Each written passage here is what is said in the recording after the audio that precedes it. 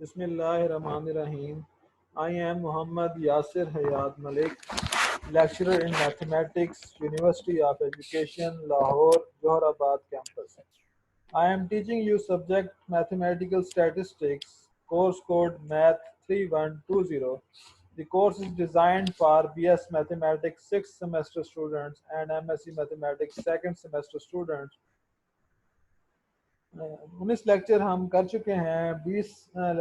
Lecture number 20 आज हमने start करना है। हमने स्टार्ट किया था Poisson distribution, discrete probability distribution की तीसरी टाइप है। दो टाइप्स हम इससे पहले पढ़ चुके हैं। पहली टाइप थी हमारे पास binomial probability distribution,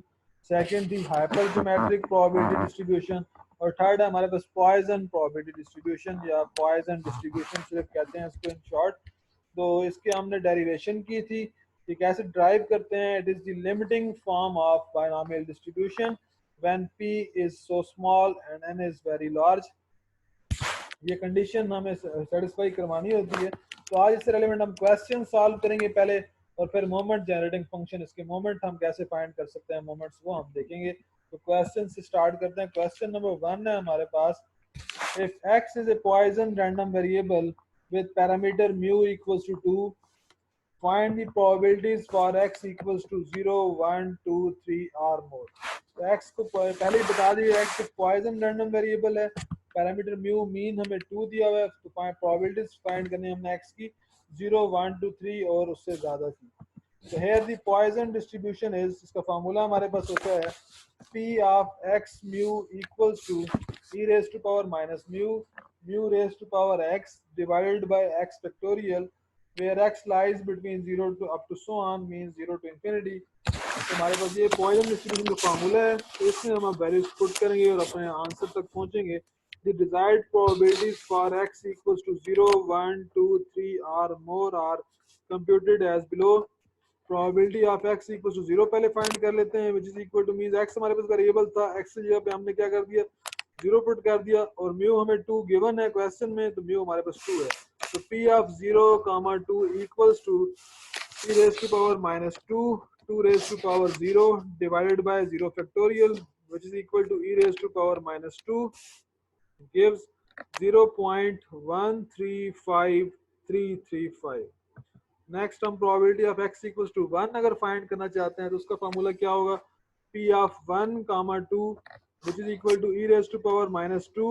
2 raised to power 1 divided by 1 factorial, which is equal to e raised to power minus 2 multiply by 2, which is equal to 2 into 0.135335, which is equal to 0.27067। तो ये हमारे पास है probability of x equals to 1। फिर probability of x equals to 2 हमारे पास क्या होगी, which is equal to p of 2, 2 which is equal to e raised to power minus 2, 2 square divided by 2 factorial। ये हम कर क्या रहे हैं, तो मेन फार्मूला था हमारे पास e raised to power minus mu, mu raised to power x divided by x factorial, उसमें हम वैल्यूज पुट कर रहे हैं। तो ये हमारे पास आ गया e raised to power minus 2 into 2, 4/2 हमारे पास 2 होता है, तो ये हमारे पास आ गया 2 into 0.135335 which is equal to 0.27067। और लास्ट हमारे पास था कि हमारे पास 3 या 3 से ज्यादा की प्रोबेबिलिटी फाइंड करनी है। तो प्रोबेबिलिटी ऑफ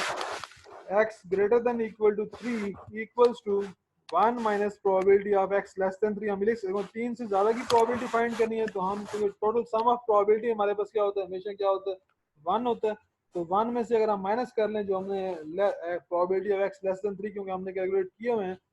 0, 1 और 2 की प्रोबेबिलिटी हमने फाइंड की हुई है, तो सम ऑफ प्रोबेबिलिटी 1 है। तो 1 में से अगर हम वो तीनों प्रोबेबिलिटीज माइनस कर दें तो हमारे पास क्या आ जाएगा, probability of x is greater than equal to 3 which is equal to 1 minus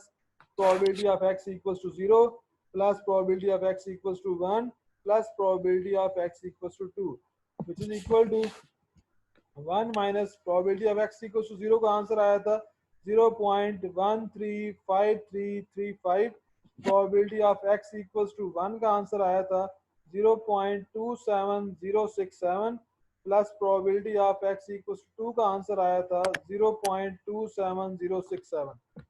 which is equal to 1 minus 0.676675 which is equal to 0.353325। तो ये हमारे पास था, हमें जो क्वेश्चन में कहा गया था कि अगर पॉइजन रैंडम वेरिएबल है तो हमारे पास हम एक्स की प्रोबेबिलिटीज फाइंड करें, 0 के लिए, 1 के लिए, 2 के लिए और 3 से ज़्यादा के लिए। तो यहाँ हमने सारी प्रोबेबिलिटीज फाइंड कर ली। एक कुछ क्वेश्चन और देख लेते हैं। क्वेश्चन नंबर 2 है हमारे पास, 200 passengers have made reservations for an airplane flight। कि 200 पैसेंजर हमें दिए हुए हैं कि जो रिजर्वेशन करवाते हैं किसी जहाज के लिए, फ्लाइट के लिए हमारे पास रिजर्वेशन करवाते हैं। if the probability that a passenger who has a reservation will not show up is 0.01, what is the probability that exactly there will not 3 will not show up। कि हमारे पास प्रोबेबिलिटी क्या है दी गई है पैसेंजर की कि who has the reservation will not show up is 0.01। कि आपके पास प्रोबेबिलिटी क्या है नॉट शो अप की, क्या है 0.01 मींस पी के हमारे पास क्या दिया है 0.01, और हमने फाइंड करनी है प्रोबेबिलिटी क्या एग्जैक्टली 3 की जो शो नहीं कर रहे। तो हमारे पास 200 पैसेंजर है means n equals to 200, P हमारे पास 0.01 मींस पी 0.05 से कम है और n हमारे पास 20 से ज्यादा है। तो फिर हम कौन सी डिस्ट्रीब्यूशन यूज करेंगे, पॉइजन डिस्ट्रीब्यूशन यूज करेंगे। So let us regard a no-show means not show up as success. Then this is essentially a binomial experiment. Binomial लिखती है. This is Poisson experiment with n equals to 200. This is essentially a binomial experiment here with n equals to 200 and p equals to 0.01. अब क्योंकि p हमारे पास बहुत small है and n हमारे पास large है, तो we shall apply the Poisson distribution using mu equals to 200 into 0.01 equals to 2। हमारे पास म्यू क्या हो जाएगा, हमारे पास फिर 2 हो जाएगा, एक मॉडरेट साइज का आ जाएगा, नॉर्मल साइज का आ जाएगा। क्योंकि एन हमारे पास लार्ज था और पी हमारे पास बहुत कम था, तो हमारे पास ये फिर मीन क्या आएगा, बहुत मॉडरेट साइज का आएगा, 2 आ जाएगा। तो फिर हम बायनॉमियल एक्सपेरिमेंट को नहीं यूज करेंगे, हम बायनॉमियल एक्सपेरिमेंट की जगह कौन सा यूज कर लेंगे, पॉइजन एक्सपेरिमेंट यूज कर लेंगे, पॉइजन डिस्ट्रीब्यूशन को यूज कर लेंगे। क्योंकि एक्सपेरिमेंट तो बायनॉमियल है, क्योंकि पी भी है, पी अगर हो तो क्यू भी फाइंड कर सकते हैं, एन भी दिया हुआ है तो हम उसको यूज कर सकते हैं। लेकिन क्योंकि हमारे पास वैल्यूज पी की बहुत समाल है और एन की वैल्यू बहुत लार्ज है, तो फिर हमारे पास ज्यादा बेहतर रिजल्ट लेने के लिए हम यहाँ पे कौन सी डिस्ट्रीब्यूशन यूज करेंगे, हम यहाँ पे पॉइजन डिस्ट्रीब्यूशन को यूज करेंगे। So therefore, if x represents the number of success means not show up, not showing up, we have px semicolon mu equals to e raised to power minus mu raised to power x over x factorial। ये formula है Poisson distribution का कि probability of x equals to e raised to power minus mu raised to power x divided by x factorial। So probability of x equals to 3 equals to p of 3 comma 2 which is equal to e raised to power minus 2 since mu is 2 and 2 raised to power 3 x is 3 divided by 3 factorial, so which is equal to 0.1353 into 8 divided by 6 which is equal to 0.1804। तो ये हमारे पास probability आ जाएगी 0.1804। तो ये probability हमारे पास not showing आपकी probability ये होगी हमारे पास कि 3 हमारे पास शो नहीं कर पा रहे, तो ये हमारे पास प्रोबेबिलिटी आई 0.1804। तो एक क्वेश्चन हम और देख लेते हैं इसी से रेलिवेंट, पॉइजन डिस्ट्रीब्यूशन से relevant. The probability that a man age 50 years will die within a year is 0.01125। ये प्रोबेबिलिटी है किसी आदमी की जो 50 साल उम्र रखता है वो मर जाता है जब उसकी विद इन ईयर, एक साल के अंदर अंदर ही, तो उसकी प्रोबेबिलिटी कितनी दी हुई है एक साल के अंदर, 50 साल के बाद एक साल के अंदर मरने की, वो प्रोबेबिलिटी दी है 0.01125। What is the probability that if that of 12 such men at least 11 will reach their 51st birthday। क्या प्रोबेबिलिटी है कि 12 में से कम 11 लोग 51st बर्थडे तक जा सकें, पहुंच सकें। तो ये हमने प्रोबेबिलिटी फाइंड करनी है। तो यहाँ पे हमारे पास n क्या दिया हुआ है, n हमारे पास 12 है और p हमारे पास क्या 0.01125। तो हमारे पास p तो 0.05 से कम है पर n 20 से लार्ज नहीं है, तो फिर उस पर हम बायनॉमियल की तरफ भी जा सकते हैं, पॉइजन भी जा सकते हैं। तो हम यहाँ पे क्योंकि पॉइजन का टॉपिक पढ़ रहे हैं तो we compute the desire probability by means of Poisson distribution. Because the probability of death is very small, कि डेथ की प्रोबेबिलिटी हमें बहुत कम दी हुई है। तो पी एक ये कंडीशन तो प्रूव हो रही है, तो हम इस तरह पी क्योंकि बहुत स्मॉल है तो हम इस पे पॉइजन डिस्ट्रीब्यूशन ही अप्लाई कर सकते हैं। वैसे यहाँ पे हम बाइनोमियल भी यूज कर सकते हैं, लेकिन क्योंकि वो हमारे पास ये ज्यादा बेहतर रिजल्ट देगा, क्योंकि इसमें एक कंडीशन तो सेटिस्फाई हो रही है कि पी हमारे पास बहुत स्मॉल है। Therefore, mu equals to NP. NP की वैल्यू हमारे पास क्या आएगी? 12 into 0.01125 which is equal to 0.135 means बहुत छोटा म्यू आएगा। एक नॉर्मल सा मीन हमारे पास आ रहा है, तो हमने ये मीन फाइंड करना है। देखो पैरामीटर पॉइजन डिस्ट्रीब्यूशन का मीन पे ही डिपेंड कर रहा होता है। तो and the Poisson distribution is P of x 0.135 which is equal to e raised to power minus mu था तो e raised to power minus 0.135, mu raise to power x था तो 0.135 raise to power x divided by x factorial. और x की value वही हमें पता है कि 0 से लेकर इंफिनिटी तक होती है। तो अब हमें यहाँ पे कहा गया है कि हमने किसकी प्रोबेबिलिटी फाइंड करनी है कि हमारे पास 51st बर्थडे पे 12 में से कम 11 लोग जाएं, तो ये हमने प्रोबेबिलिटी फाइंड करनी है। So now the probability that no person will die, that is all the 12 persons will survive. पहले हम probability find कर लेते हैं कि कोई भी शख्स नहीं फोत होता, कोई तो that is all the 12 persons will survive के साथ 12 के 12 लोग तमाम लोग क्या survive कर जाते हैं, जिंदा रह जाते हैं। तो उसकी probability क्या होगी? मीन्स कोई डेथ नहीं, तो मीन्स x को हम 0 ले लेंगे। probability of 0 into 0.135 which is equal to e raised to power minus 0.135 into 0.135 raised to power 0 divided by 0 factorial which is equal to 0.8737, and the probability that one person will die, that is 11 persons will survive। और दूसरा हम probability find करें कि सिर्फ एक बंद शख्स फोत होता है, एक शख्स मरता है और बाकी 11 लोग सर्वाइव करते हैं, तो इसकी probability क्या होगी? P of 1, 0.135 equals to e raised to power minus 0.135 into 0.135 raised to power 1 divided by 1 factorial which is equal to 0.8737 into 0.135 which gives 0.1179। तो ये हमारे पास अगर कोई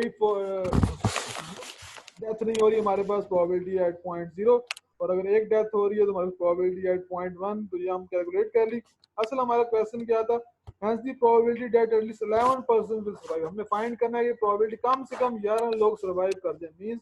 probability of x greater than equal to 11 find करना है। तो हमारे पास क्या है कि कम से कम 11 लोग सर्वाइव करें, तो मींस प्रोबेबिलिटी ऑफ कोई 11 लोग सर्वाइव करने चाहिए, मींस कोई भी फेल ना फोत हो या हमारे पास कोई एक डेथ हो, इन दोनों को ऐड कर दें तो हमारे पास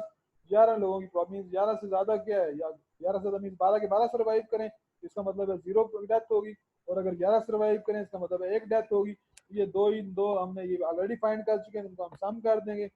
0.8737 plus 0.1179 gives 0.9916। ये कुछ क्वेश्चन थे पॉइजन डिस्ट्रीब्यूशन के हवाले से, ये क्वेश्चन हैं। सिमिलरली इस तरह के क्वेश्चन और भी कुछ हैं जो आप कर सकते हैं, किताब से देख सकते हैं। तो नेक्स्ट हम ये क्वेश्चन तो हो गए कब यूज करने हैं, हमने कैसे क्वेश्चन सॉल्व करने हैं, कि पहले भी मैं कह चुका हूँ कि पी हमारे पास बहुत स्मॉल होना चाहिए और एन हमारे पास लार्ज होना चाहिए। एन को 20 से ज्यादा होना चाहिए और पी को हमारे पास 0.05 से कम होना चाहिए, तो तब हम पॉइजन डिस्ट्रीब्यूशन अप्लाई करेंगे। और अगर इनमें से कोई एक भी प्रॉपर्टी आ रही हो तब भी हम पॉइजन की तरफ जा सकते हैं, बाइनोमियल को छोड़ सकते हैं। फर्दर अब हम इसका मोमेंट जनरेटिंग फंक्शन फाइंड कर लेते हैं। moment generating function of the Poisson distribution. The moment generating function for the Poisson distribution with respect to the origin is found as below. By definition, m naught of t equals to expected value of e raised to power tx which is equal to summation, क्योंकि हमारे पास expected value का formula होता है sum of variable into probability function। summation x varies from 0 to infinity। Variable है हमारे पास e raised to power tx और probability function हमने poison use करना है, which is equal to p of x mu, क्योंकि poison का हमारे पास formula कि पॉइजन को हम लिखते हैं डिनोट करते हैं p of x semicolon mu से। ये पॉइजन डिस्ट्रीब्यूशन है हमारे पास। तो हमारे पास को अब ओपन थोड़ा सा एक्सप्लेन कर लें, एक्सपैंड कर लें, which is equal to summation x varies from 0 to infinity e raised to power tx into mu raised to power x e raised to power minus mu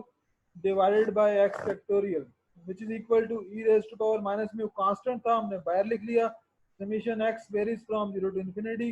बाकी mu into e raised power t इसको common लिया कि दोनों की power x है तो mu into e raised power t की power x divided by x factorial तो हमारे पास ये आ गया this is M naught of t equals to e raise to power minus mu constant था ये बाहर लिखा हुआ है और ये क्या बन गया ये फार्मूला हमारे पास ई की power mu into e raise to power t क्योंकि इसको अगर हम फार्मूले को ओपन करें मींस एक्स को 0 पुट करें 1 करें 2 करें तो हमारे पास ये फार्मूला है 1 plus mu e raise to power t plus mu e raise to power t का square over 2 factorial plus mu e raise to power t का cube over 3 factorial so on तो ये हमारे पास एक्सपोनेंशियल फंक्शन की series बनती है which is equal to e raised to power mu into et तो यहाँ से e की पावर म्यू कॉमन आ गया बाकी रह गया e की पावर t माइनस वन तो ये हमारे पास आ गया मोमेंट जनरेटिंग फंक्शन का फार्मूला आ गया पॉइसन डिस्ट्रीब्यूशन का जिसको अब हम यूज करेंगे फर्दर क्या कहते हैं क्वेश्चन में ये हमारे पास मोमेंट जनरेटिंग फंक्शन का फार्मूला है तो अब हम इसमें ऐसी फार्मूले को यूज करते हुए पहले चार मोमेंट्स अब फाइंड कर लेते हैं the first four moment about origin are as mu one prime होता है पहली मोमेंट फर्स्ट मोमेंट का फार्मूला है mu one prime equals to expected value of x हमने करना क्या हमने डिफरेंशिएट करते जाना बारी बारी एक दफा डिफरेंशिएट करेंगे तो फर्स्ट मोमेंट अबाउट ओरिजिन आएगा सेकंड टाइम करेंगे तो सेकंड मोमेंट अबाउट ओरिजिन आएगा डिफरेंशिएट करने के बाद क्या करना है टी इक्वल्स टू 0 पे वैल्यू फाइंड करते जाना है तो टी इक्वल्स टू 0 मींस हम ओरिजिन पे वैल्यू फाइंड करना चाह रहे हैं तो इस तरह हमारे पास मोमेंट्स आते जाएंगे फर्स्ट मोमेंट का फार्मूला लिखा हमने डेरिवेटिव लिया मोमेंट जनरेटिंग फंक्शन का d over dt of m not of t which is equal to d over dt e raised to power mu into e की power t minus 1 at t equals to 0 ये क्यों लिखा है t equals to 0 because we have to find the moments about mean about origin हमने moments जो find करने हैं वो क्या हमारे पास फर्स्ट फोर मोमेंट्स जो फाइंड करने हैं या मीन हम कह रहे हैं उनको हमने ओरिजिन पे फाइंड करना चाह रहे हैं इस वजह से हम t equals to 0 के लिए लेके चल रहे हैं तो डेरिवेटिव लेंगे अब ये डेरिवेटिव कैसे है exponential function as it is e raise to power mu into e की power t minus as it is और अब हमें t के इसका भी डेरिवेटिव लेना है तो पावर में म्यू इनटू e t था तो म्यू एज इट इज और e की पावर t का डेरिवेटिव e की पावर t होता है तो जब इसको t को 0 पुट करेंगे हम तो हमारे पास ये e की पावर 0 1 हो गया e की पावर 0 1 हो गया तो हमारे पास सिर्फ म्यू बच गया तो ये हमारे पास म्यू 1 प्राइम किसके बराबर है म्यू के बराबर है तो ये पहली मोमेंट हमारे पास आई है अबाउट ओरिजिन तो फिर इसी तरह सेकंड मोमेंट के लिए now again differentiating we have mu2 prime equals to expected value of x square which is equal to d square over dt square m naught of t which is equal to d square over dt square e raised to power mu into e की power t minus 1 at t equals to 0 तो अब इसका दो दफा derivative लेना है तो हमने जब दो दफा डेरिवेटिव लिया तो हमारे पास आ गया तो पहली दफा डेरिवेटिव तो हमने लिया हुआ था तो उसके बाद उसी का जब दोबारा डेरिवेटिव लेंगे तो हमारे पास आ गया म्यू इनटू ई की पावर टी इनटू ई की पावर म्यू ई की power t minus 1 plus mu square e की पावर 2t इनटू ई की पावर म्यू ई की power t minus 1 at t equals to 0 जब टी को 0 पुट किया तो यहाँ पे बच गया म्यू और यहाँ पे बच गया mu square since e raise to power 0 is 1 तो हमारे पास ये आ गया म्यू प्लस म्यू स्क्वायर ये आ गया mu 2 prime now for third moment again differentiating we get mu3 prime equals to expected value of x cube which is equal to d cube over dt cube m naught of t which is equal to d cube over dt cube e raised to power mu into e की power t minus 1 at t equals to 0 so which is equal to d square by dt square into d over dt e की power mu e की power t minus 1 at t equals to 0 तो हमने ये derivative लिया वो आ गया e की power mu into e की power t minus 1 into mu into e raise to power t at t equals to 0 ये हमने साथ चलाते जा रहे हैं t equals to 0 because we have to find moment about origin तो फिर हमने फर्दर डेरिवेटिव को सब्ट्रैक्ट किया this is equal to d by dt into d by dt of e raise to power mu e की power t minus 1 mu e raise to power t at t equals to 0 equal to derivative लिया हमने इसका तो ये आ गया e की power mu e की power t minus 1 mu e raise to power t plus e raise to power mu e की power t minus 1 mu square e raise to power 2t at t equals to 0। तो अब हमने एक दफ़ा और derivative लेना है, derivative हमारे पास एक दफ़ा और डेरिवेटिव जब लेंगे विद रिस्पेक्ट टू टी, तो हमारे पास फाइनल क्या बचेगा, e raise to power mu e raise to power t minus one mu e raise to power t into mu e raise to power t plus e raise to power mu into e raised to power t minus 1 mu e raised to power t plus e raised to power mu e raised to power t minus 1 mu into e raised to power t into mu square into e raised to power 2t plus e raised to power mu into e raised to power t minus 1 2 mu square e raised to power 2t at t equals to 0। अब हमने क्या करना, derivative हमने find कर लिया। अब जहाँ जहाँ टी लिखा हुआ था वहाँ पे हमने जीरो पुट कर देना है, तो ये हमारे पास आ गया e raised to power mu e raised to power 0 minus 1 mu e raised to power 0 mu e raised to power 0 plus e raised to power mu e raised to power 0 minus 1 mu e raised to power 0 plus e raised to power mu into e raised to power 0 minus 1 mu e raised to power 0 mu square e raised to power 2 into 0 plus e raised to power mu into e raised to power 0 minus 1 2 mu square e raised to power 2 into 0। जब हमने सारे power zero लेने ली तो means power zero का मतलब क्या होता है, आंसर वन हो जाता है। तो हमारे पास यहाँ से बचा mu into mu mu square plus यहाँ पे सिर्फ म्यू बचा, ये हमारे पास mu into mu square mu cube plus two mu square हमारे पास ये आ गया। तो ये आया mu square plus mu cube plus two mu square, तो ये आ गया हमारे पास mu cube plus three mu square plus mu, ये हमारे पास आया third moment about region mu three prime हमारे पास आ गया। नेक्स्ट अब हमने फाइंड करना, similarly for fourth moment again differentiating we get mu four prime equals to expected value of x raise to power four which is equal to d4 fourth derivative लेना d4 over dt4 m naught of t which is equal to d4 over dt4 e raised to power mu into e raised to power t minus 1 at t equals to 0 which is equal to d over dt into d cube over dt cube e raised to power mu e raised to power t minus 1 at t equals to 0। अब third derivative क्योंकि ऊपर हमने find किया हुआ है तो direct हम यहाँ पे थर्ड डेरिवेटिव की वैल्यू पुट कर देते हैं। ये हमारे पास थर्ड डेरिवेटिव था, हमने वो लिख दिया। अब उसका हमने अगेन डेरिवेटिव लेना है। जब थर्ड डेरिवेटिव को डेरिवेटिव लेंगे दोबारा तो हमारे पास इसको पहले सिंप्लीफाई किया तो हमारे पास आ गया d over d t into e raised power mu e raised power t minus one